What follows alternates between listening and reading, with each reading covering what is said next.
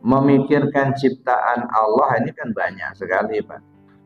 Karena yang disebut alam itu adalah ma siwallah. Selain Allah itu namanya alam.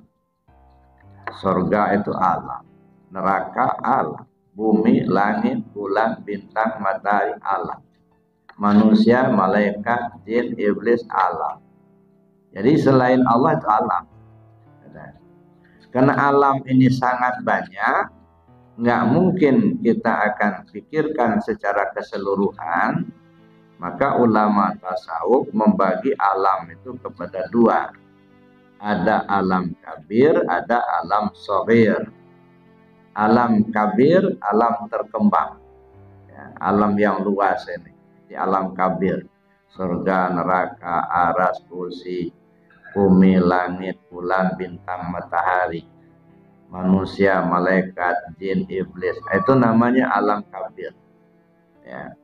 Nah, karena begitu luas, tidak mungkin akal kita bisa menjangkaunya. Jangankan keseluruhan, Pak. Mikirin semut aja, itu nggak selesai-selesai semut itu, Pak. Ya. Kalau kita pikirkan berapa biji sih semut di Lampung, ya? Pening kita mikirnya, ya, atau berapa macam, ukurannya berapa senti satu, berapa mili satu, warnanya ada berapa biji. Masya Allah, nggak akan selesai semut hidup kita, Pak. Itu semut aja itu, belum cacing, belum kuman, belum orang, binatang, nggak selesai. Nah, karena itu para ulama tasawuf itu membaginya kepada alam kabir dan alam shaghir. Alam kabir, alam terkembang, alam shaghir, diri kita manusia. Nah, ini diri kita manusia inilah disebut alam shaghir. Atau istilah saya ini miniatur alam kabir. Jadi diri manusia ini miniatur alam kabir. Artinya apa yang ada di alam besar ini, ya secara hakikatnya ada di diri kita. Bicara langit ada, bumi ada, surga ada, neraka ada, ya binatang ada. Ada nggak binatang di diri kita? Ada. Cacing-cacing itu kan binatang. Ya, rumput-rumputan ada nggak? Rumputan, tumbuh-tumbuhan. Tumbuh-tumbuhan ada nggak di diri kita? Banyak, bulu-bulu itu tumbuh-tumbuhan semua. Ya sama seperti di alam kabir ini, Pak. Cobalah perhatikan, di mana sumber air, rumputnya lebat-lebat di situ. Ya. Juga begitu di diri kita nih. Coba perhatikan sumber-sumber air, nah banyak ada rumput kan di sana.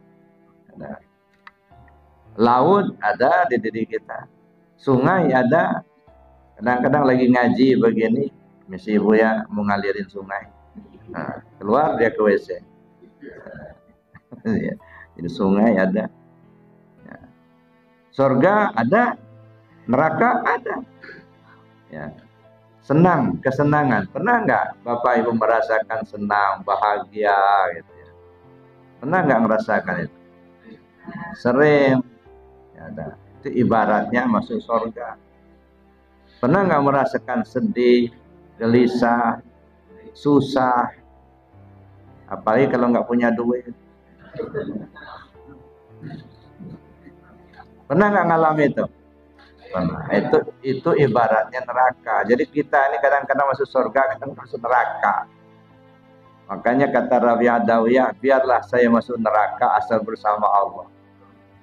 Ya. Artinya biarlah hidup susah, Pak, asal ada iman. Ya.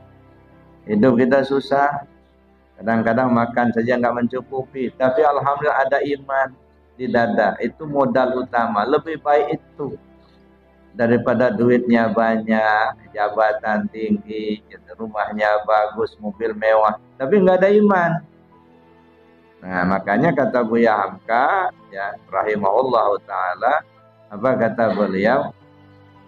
Nikmat Allah itu terbagi ketiga. Ada yang penting untuk kita miliki, ada yang sangat penting untuk kita miliki, ada yang lebih penting untuk kita miliki. Yang penting apa? Sandang, pangan, papan.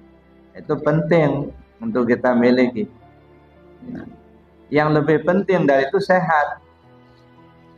Ya, apalah artinya duit banyak, tapi ini nggak boleh makan, ini nggak boleh makan.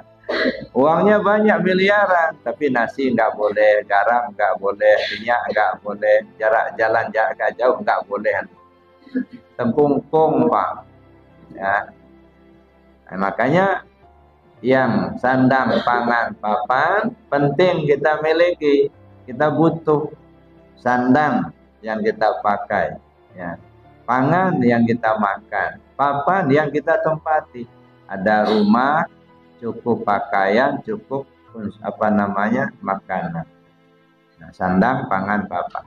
Yang kedua sehat. Ya. Sehat itu mahal, Pak. Ya. Nah, cuman kadang-kadang kita baru tahu sehat itu mahal ketika dia sudah nggak ada.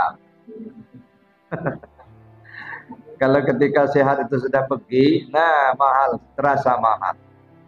Ya, tapi ketika kita masih memiliki sehat, diumbar Pak sehatnya. Ya, kadang-kadang judi, kadang-kadang ngeluyur ke sana sini, sholat nggak pernah, zikir nggak pernah, karena sehat. Nah, jadi kedua-duanya ini diumbar oleh Allah. Yang iman dikasih sandang, pangan, papan, dan sehat. Yang nggak ada iman dikasih sandang, pangan, papan, dan sehat. Nah, ini diumbar. Kadang-kadang yang nggak pernah sholat lebih banyak duitnya ketimbang yang rajin sholat. Tetangga sebelah itu nggak pernah sholat, ya duitnya banyak, rumahnya bagus. Kita sudah tunggang-tunggi sholat terus, zikir terus, beginilah. Nah, tapi yang sangat penting untuk dimiliki iman. Nah, kalau ini yang nggak diumbar, ya dipilih oleh Allah, gitu ya. Siapa yang mau dikasih oleh Allah itu dipilih. Enggak semua, Pak. Ada orang banyak duitnya tapi nggak ada iman. Tapi ada orang yang pas-pasan saja, ya kebutuhan hidupnya tapi ada iman.